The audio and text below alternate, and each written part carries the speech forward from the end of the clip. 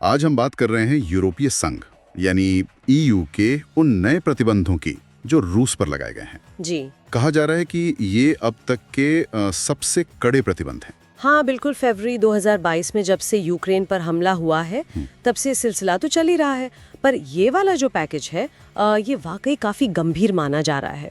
तो आज हम यही समझने की कोशिश करेंगे कि इसमें आखिर है क्या, ईयू क्या चाहता है और रूस का क्या कहना है इस पर। और हाँ, दुनिया पर इसका क्या असर पड़ सकता है ये भी देखना होगा, क्योंकि देखिए ये सिर्फ कागजों पर नहीं है, इसका असल असर डालने का इरादा है। हाँ, असर तो होगा ही।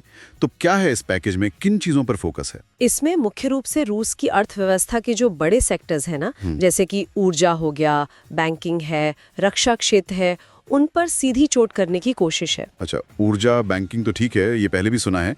टेक्नोलॉजी के बारे में कुछ खास है इस बारे? हाँ, टेक्नोलॉजी वाला हिस्सा बहुत अहम है। इसमें जो एडवांस्ड चिप्स होते हैं, अच्छा। सेमीकंडक्टर्स, अच्छा, हाईटेक चीजें। बिल्कुल, जिनकी जरूरत आजकल के हथियारों में भी होती है और इंडस्ट्री में भी, वो बंद कर दी गई हैं रूस के लिए। और वो डुअल यूज टेक्नोलॉजी वाली बात भी है शायद। हाँ, डुअल यूज टेक्नोलॉजी मतलब ऐसी तकनीक जिसका इस्तेमाल आप कह सकते हैं सेना भी कर सकती है और आम नागरिक भी, उस पर भी रोक है। और लोग और कंपनियों पर भी शिकंजा कसा गया है। सुना है कोई नई लिस्ट आई है? जी, करीब 100 नए नाम हैं, व्यक्ति भी हैं, कंपनियां भी हैं। तो इनका क्या होता है, मतलब प्रैक्टिकली क्या फर्क पड़ता है इन पर बैन लगने से? देखिए, इनके लिए यात्रा करना मुश्किल हो जाता है, वीजा नहीं मिलता, और अगर विदेशों में इनकी कोई संपत्ति है, पैसा है, तो वो जब्त हो सकता है। अच्छा। तो हाँ, ये सीधे तौर पर शायद युद्ध का रुख ना बदले, पर ये रूस के जो प्रभावशाली लोग हैं उन पर दबाव तो बनाते ही हैं। हाँ, संदेश तो जाता है।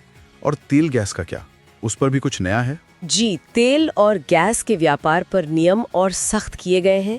कोशिश यही है कि रूस को जो पैसा मिलता है इनसे, उसमें कटौती हो, रेवेन्यू कम करना है। समझ गया। तो ये सब देखकर तो यही लगता है कि ईयू सिर्फ सजा नहीं दे रहा, बल्कि रूस की पूरी रणनीति को ही कमजोर करने की कोशिश कर रहा है। हाँ, कह सकते हैं। ईयू के नजरिए से देखें तो पहला मकसद तो यही है कि रूस की जो युद्ध लड़ने की क्षमता है उसे कम किया जाए, तकनीकी रूप से, आर्थिक रूप से। और दूसरा ये कि यूक्रेन पर हमले की कीमत रूस के लिए इतनी ज्यादा कर दी जाए कि वो शायद अपनी नीतियां बदलने को सोचे। और तीसरा, जाहिर है, एक अंतर्राष्ट्रीय संदेश देना कि अगर आप कानून तोड़ेंगे तो उसके नतीजे गंभीर होंगे। और रूस इसे कैसे ले रहा है? जाहिर है वो चुप तो नहीं होंगे। नहीं, बिल्कुल नहीं। क्रेमलिन ने तो इसे सीधी तरह से राजनीतिक हथियार कहा है। अच्छा, जवाबी कार्रवाई किस तरह की? जैसे यूरोप की कंपनियों के लिए मुश्किलें खड़ी करना रूस में, या फिर गैस सप्लाई को लेकर कोई नया पेच फंसाना। और साथ ही वो कोशिश कर रहे हैं कि ब्रिक्स देश जो हैं, ब्राजील, रूस, भारत, चीन, दक्षिण अफ्रीका, उनके साथ व्यापार और बढ़ाया जाए, पश्चिम पर निर्भरता कम की जाए। तो मतलब रूस एक तरह से अपना रास्ता अलग बनाने की कोशिश और तेज करेगा। लगता तो यही है। और इसका मतलब ये भी है कि असर सिर्फ रूस तक ही नहीं रहेगा। हाँ, ये तो है। वैश्विक असर क्या हो सकता है? देखिए, एक तो यूरोप में ऊर्जा की कीमतें फिर से बढ़ सकती हैं, वो एक चिंता है। बिल्कुल। रूसी अर्थव्यवस्था को तो झटका लगेगा ही, लेकिन वो शायद चीन जैसे देशों के साथ व्यापार बढ़ाकर कुछ हद तक भरपाई करने की कोशिश करे। और सप्लाई चेन? हाँ, ग्लोबल सप्लाई चेन पर असर पड़ सकता है, खासकर तेल, गैस और कुछ मिनरल्स के मामले में, जहां रूस एक बड़ा प्लेयर है। ये तो भारत जैसे देशों के लिए स्थिति और भी पेचीदा बना देता है। सही कहा। हम रूस से तेल भी लेते हैं, लेकिन पश्चिम से भी हमारे रिश्ते मजबूत हैं। बिल्कुल, भारत जैसे देशों के लिए ये एक बहुत ही नाजुक संतुलन बनाने वाली बात है।